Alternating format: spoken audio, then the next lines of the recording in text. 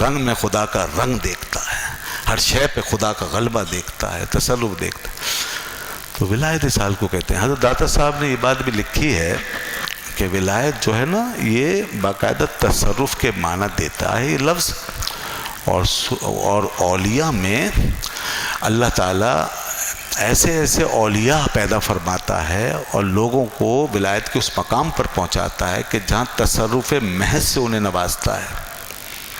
وہ فرماتے ہیں کہ یہ ایک مقام ہے اولیاء کا کہ جہاں پہ ولی ولایت کے اس منصب پہ فائز ہو کر متصرف ہو جاتا ہے. اور امور تکوینیاں، یہ میں الفاظ استعمال کر رہا ہوں، یہ آج کسی یہ فرقہ وارانہ کوئی بات نہیں، آج کی کسی مولانا صاحب کی بات نہیں، کسی فرقے کی بات نہیں، کسی مسلک کی خاص مسلک کی بات نہیں. اہل سنت و جماعت جس کو کہتے ہیں یہ اس کی بات ہے، اور یہ 1000 سال پرانی بات ہے. اور یہ کتاب یہ تصوف کا اسٹینڈرڈ ہے، یہ کتاب کشف المحجوب. اور داتا صاحب یہ پوری تاریخ کا ایک اسٹینڈرڈ ہے. وہ ان ہستیوں میں سے ہیں، ایک اسٹینڈرڈ جو لوگ ہمارے لیے ہیں نا ہماری پہچان، تو وہ ان لوگوں میں سے ہیں. اور جن کے پیچھے آپ اور میں نہیں ہیں، خالی لاکھوں کروڑوں لوگ ہیں جو گزر چکے اور ہیں. تو ہمیں اس طور پہ ان کو دیکھنا چاہیے. وہ فرماتے ہیں کہ ولایت تصرف کے رنگ میں ولی کے لیے اس انداز سے ہو جاتی ہے کہ اللہ تعالیٰ انہیں امور تکوینیہ میں ان کو متصرف کر دیتا ہے. پھر بندہ جو زبان سے نکالتا ہے پورا ہونے لگتا ہے، جو زبان سے نکالتا ہے، جو کہتا ہے پورا ہو جاتا ہے. اس کی مثال انہوں نے کس سے دی معلوم ہے؟ انہوں نے کہا حضرت عمر فاروق اعظم رضی اللہ عنہ اسی مقام پر فائز تھے. ویسے تو اور صحابہ بھی تھے، حضرت عمر فاروق اعظم رضی اللہ عنہ اس مقام. اور ان کی جو حکومت تھی نا وہ صرف زید عمر بکر کے اوپر نہیں تھی. ان کی حکومت صرف کچھ قوانین کے اندر بند نہیں تھی، کچھ تصرفات پر مشتمل ہے. ان کی حکومت وہ کہتے ہیں حکومت حقیقی تھی. حقیقی حکومت وہ ہوتی ہے جو کائنات کے اوپر اپنا تصرف کر رہی ہوتی ہے، صرف بندوں کو آرڈر نہیں دے رہی ہوتی ہے، صرف لوگوں کو سزائیں نہیں دے رہی ہوتی، لوگوں کو نہیں روک رہی ہوتی، وہ کائنات پہ اپنا تصرف کر رہی ہوتی ہے. اس حکومت کے مرتبے پہ حضرت عمر فائز تھے. اور اگر کسی کی سمجھ میں نہ آئے تو وہ ایک حوالہ دیتے ہیں، اور یہ حوالہ بڑے بڑے محدثین کے یہاں موجود ہے، میں کبھی اور اس کی تفصیل پیش کروں گا. کہ مصر جب پہنچے مسلمان تو وہاں کا دریا خشک تھا اور وہ بہتا نہیں تھا. تو اس وقت مصر کے گورنر نے وہاں یہ دیکھا کہ وہاں ایک دوشیزہ کو بنا سوار کے سج دھج کر کے اس کو وہ ان کے یہاں ایک تباہم تھا، یہ اس دوشیزہ کو اس نوجوان بچی کو دریا میں ڈالتے تھے تو کہتے دریا بہہ جاتا. پتہ نہیں کون سی شیطانی طاقتیں پیچھے تصرف کرتی تھی تو دریا کچھ بہنے لگتا. تو یہ ان کا عقیدہ بن گیا. اس طرح پتہ نہیں کتنی بے گناہ بچیوں کو انہوں نے دریا بدھ کر دیا. یہ ظلم تھا، لوگوں نے روک دیا، مسلمانوں نے روک دیا. تو پھر وہ حضرت عمر بن العاص رضی اللہ عنہ جو فاتح مصر تھے، حضرت عمر رضی اللہ عنہ کو خط لکھا اور کہا کہ حضور یہاں پہ تو یہ ہو رہا ہے، اب حکم فرمائے کیا کریں. وہاں سے سیدنا عمر کا خط آیا. آپ اور ہم کیا کریں گے؟ آج کا حاکم کیا کرے گا؟ اگر اسے فکر بھی ہوگی، ویسے تو ہمارے تو حاکم سوتے ہی رہیں گے، بولیں گے کوئی بات نہیں بہ رہا تو نہ بہنے دو یار، بارش کی دعا کرو، کوئی صلاۃ استسقاء پڑھو، بارش ہو جائے گی. تو آج ہمارا تو، اور اگر کوئی ذمہ دار ہوگا تو کچھ کوشش کرے گا، کوئی ڈیم ویم بنائے گا، کوئی اور سلسلہ، کوئی کنویں کھدوائے گا، کوئی وغیرہ وغیرہ. بادل زیادہ زیادہ یہی کریں گے نا جو دنیا کرے. مگر یہاں ایک عجیب معاملہ ہو رہا ہے. اب وہ جو حقیقی حکومت ہوتی ہے وہ یہ ہے کہ انہوں نے خط لکھا اور دریا کے حوالے کیا اور کہا کہ یہ خط دریا میں ڈال دینا. یہ حقیقی حکومت ہے. تو وہ خط دریا میں ڈالا گیا. جیسے ہی خط دریا میں ڈالا گیا دریا ایک دم جوش پہ آ گیا. اس خط میں کیا لکھا ہوا تھا؟ اس خط میں لکھا ہوا تھا اے دریا مصر، اگر اپنی مرضی سے بہتا ہے تو مت بہ، اور اگر اللہ کے حکم سے بہتا ہے تو بہتا رہے. اگر اپنی مرضی سے بہتا ہے تو ہمیں تیرے پانی کی ضرورت نہیں ہے، اللہ ہمیں سیراب کر دے گا، اور اگر اللہ کے حکم سے بہ رہا ہے تو بہ. چنانچہ یہ فرمایا، یہ حکم دیا دریا کو، دریا بہنا شروع ہو گیا، آج تک بہ رہا ہے. یہ وہ فرماتے یہ ہے حقیقی حکومت کے آج. اور یہی حکومت اسی طرح کی حکومتیں اور اسی طرح کی ولایتیں کامل اولیاء کرام کو حاصل ہوتی ہیں.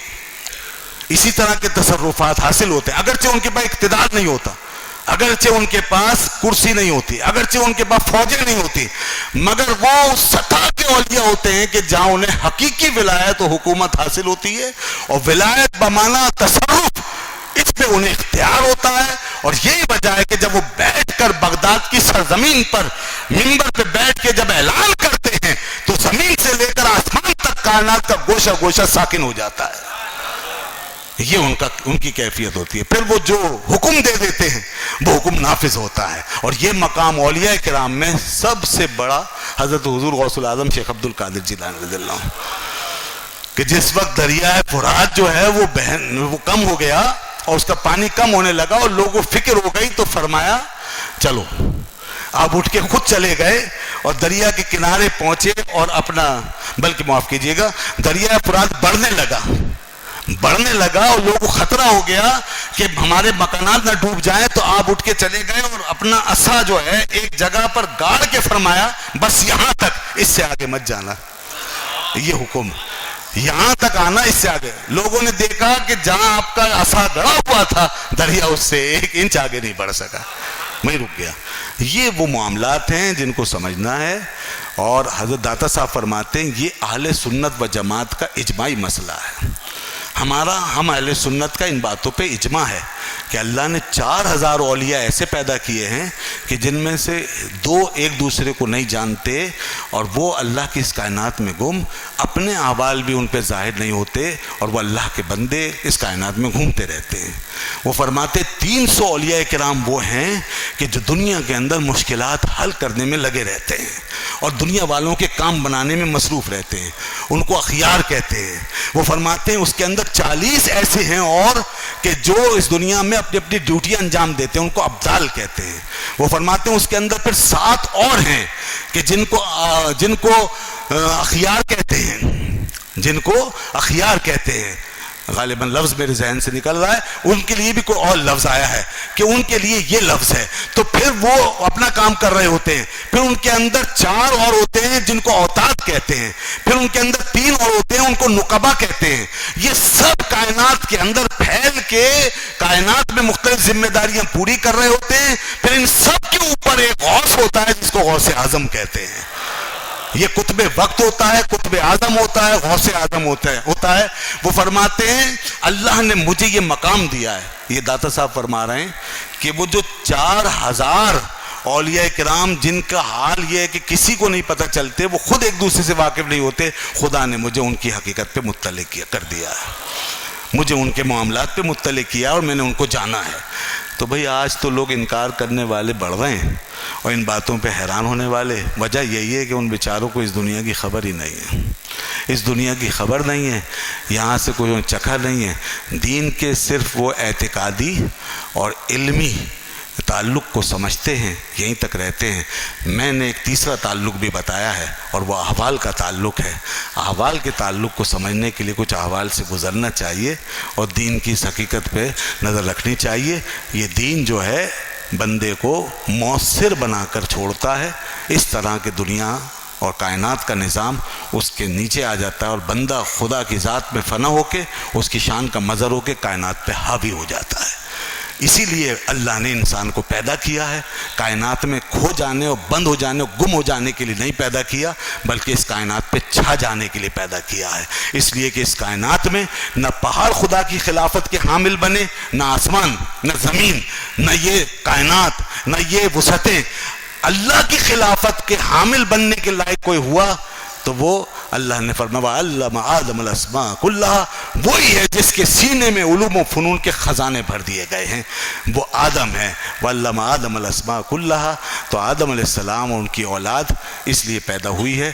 دین ہمیں اسی مقام پہ پہنچانے کے لیے آیا ہے اور یہ اولیاء و بزرگان اس کا مظہر ہیں, اس کا ثبوت ہیں, اور یہ ہمارے لیے